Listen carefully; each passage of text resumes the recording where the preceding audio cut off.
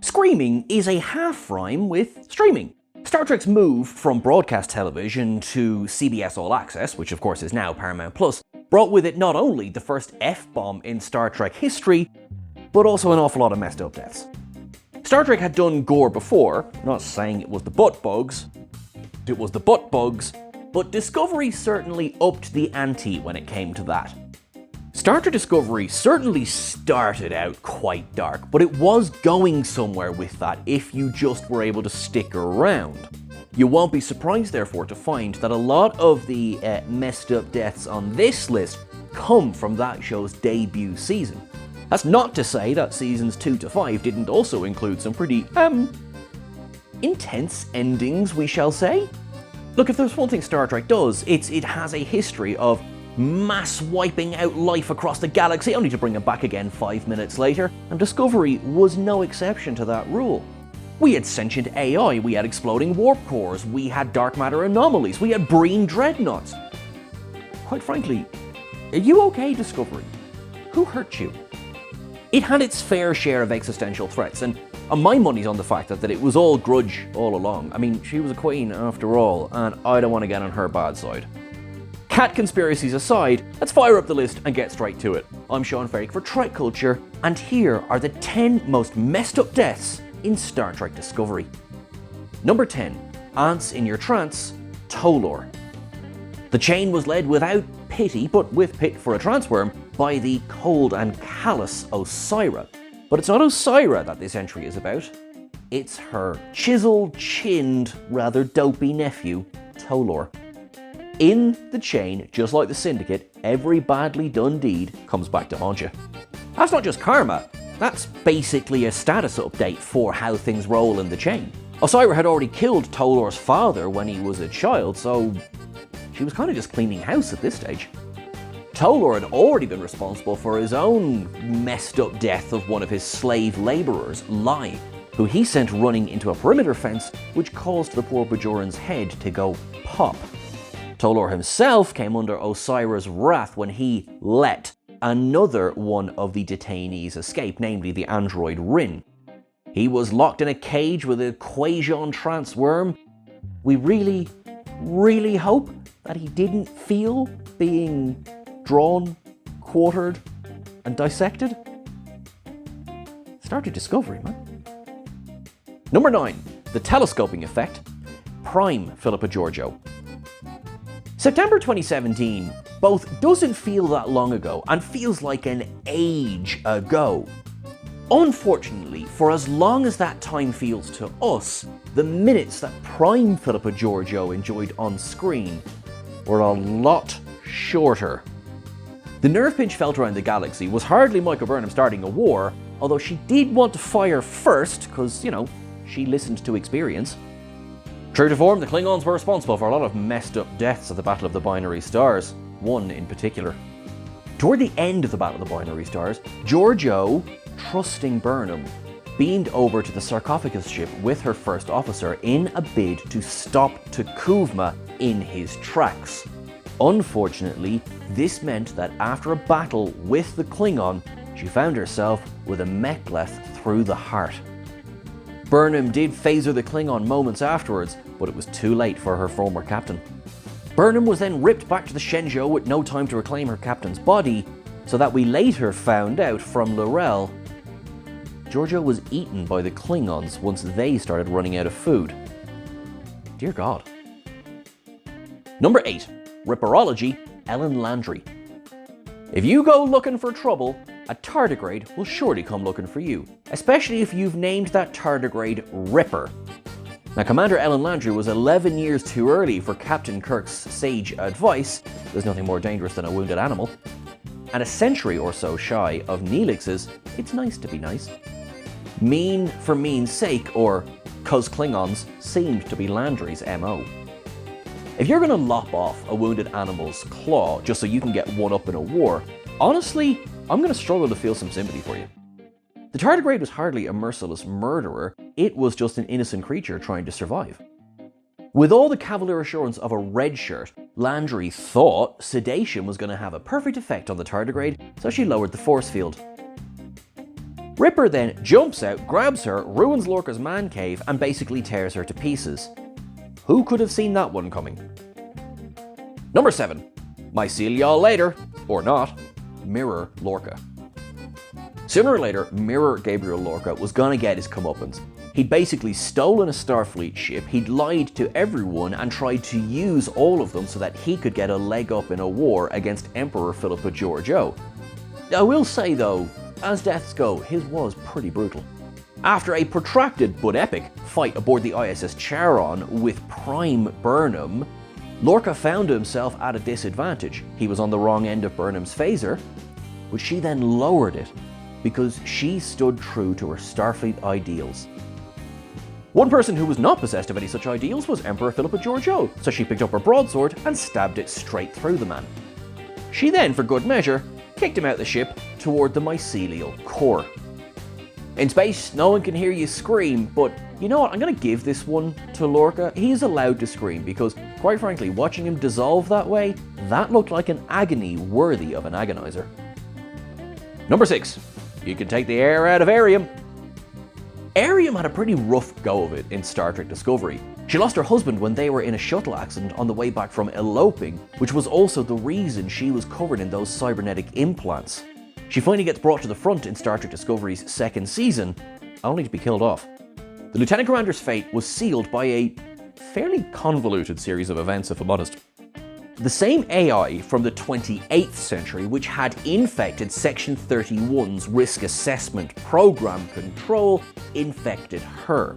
This then tried to get her to download all of the sphere's data, which would allow it to become sentient and turn that on the rest of organic life in the galaxy. She wasn't technically able to stop herself, but Airiam was still herself enough to beg Burnham to kill her to protect the rest of, well, the galaxy, but also protect the rest of the crew. Burnham, perhaps understandably, was unable to bring herself to do so, so it fell upon Commander Nan to airlock Airiam into space. At least as she went, she was able to concentrate on the memory of herself with her lost husband, so we hope that this gave her at least some comfort in those last moments. But it would not be the last time we saw her. We did see her again in the Season 5 episode Face the Strange, where Burnham decided to tell her where and when she was going to die. What the hell, Burnham? Number 5. Ashes to Ash Tyler, Vok, and the real Lieutenant Tyler. Imitation is the sincerest form of flattery, that mediocrity paid to greatness, but we don't often hope that that comes with murdering the person you're imitating. Someone should probably tell the changelings that. I think it's safe to say that, although we never really got a body, the original Ash Tyler was brutally murdered by a bunch of Klingons. Let's just hope that that doesn't mean he got stuck in Sto-vo-kor with them for the rest of all time. As bad as that might be, it's actually Vok who's going to get this entry on this list. From a certain perspective, Vok also died horribly before we met Ash Tyler. His personality might have been expunged from this new Tyler shell, but his memories certainly remained. There's a Klingon word for the procedure that Vok puts himself through, the Choa, or Great Change. But there doesn't seem to be a Klingon word for anesthetic. After all, certainly it's dishonorable to attempt to not feel the horrendous pain of being ripped open, ground down, effectively put back together like a demented game of Operation. All that's bad enough. But honestly, he was such a crap sleeper agent, I feel almost even worse for him. Number 4. Bury your gay for a bit. Dr. Culber. Even after all these years, and a nice gloopy resurrection, the death of Dr. Culber remains one of the most controversial in Discovery's first season. He was, after all, one half of the franchise's first openly gay married couple, and he was bumped off quickly. I mean, on the one hand, there's the question of, did he have to die? And then the other half, did he have to die like that, with so casual a brutality? This one was a death where producers knew that they were going to upset the audience with it. In fact, they ran the death past GLAAD, which is of course the LGBTQIA+ organization in the States, just to make sure that they were handling it correctly. Producer Aaron Harberts was also quick to point out that Culber's death was not the end of his story, but the beginning. Star Trek has often bumped characters off, but also just as often it's dug them a very shallow grave. Number 3. Helical House of Horrors, Strahl and the crew of the USS Glenn.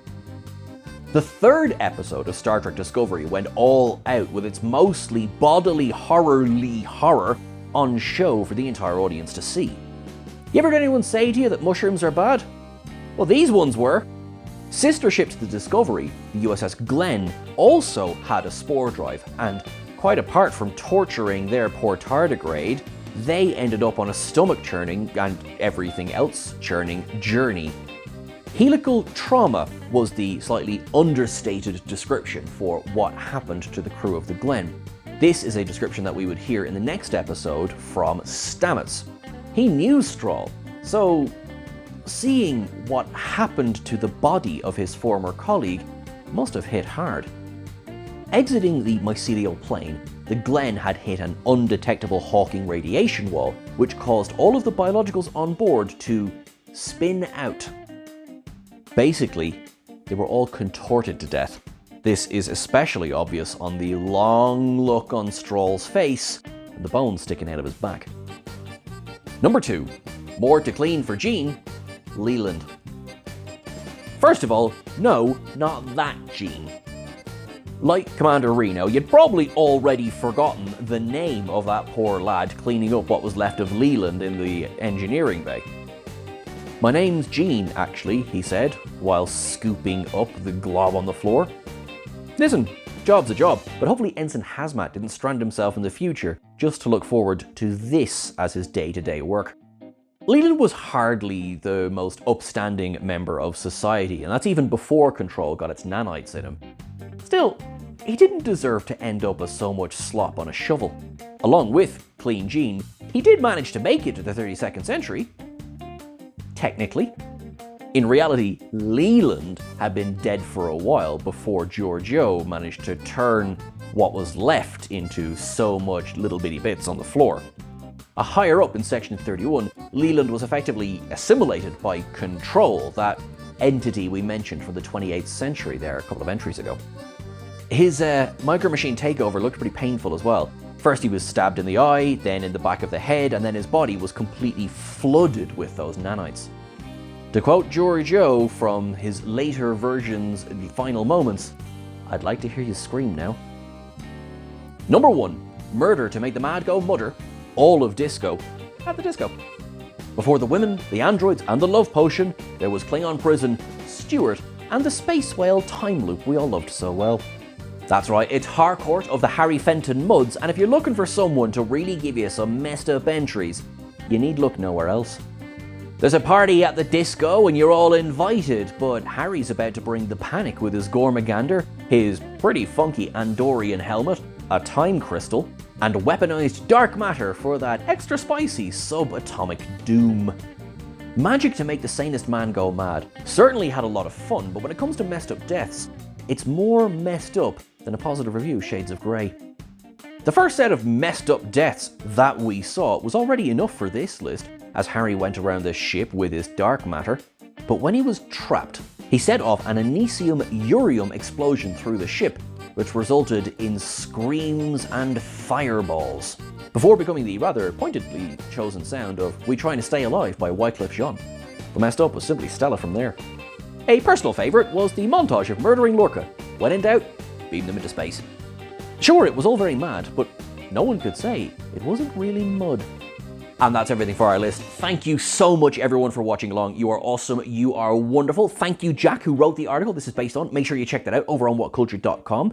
I have been Sean Ferrick. Now, you can find us on the various socials at TrekCulture. You can find myself at Sean Ferrick as well. I do want to take a second to say thank you so much, everyone who likes, who shares, who subscribes. Subscribing makes such a difference to this channel. Thank you for all of your support. Thank you. Thank you. Now, live long and prosper, look after yourself, and for the love of God, don't end up on one of these lists. Thanks very much.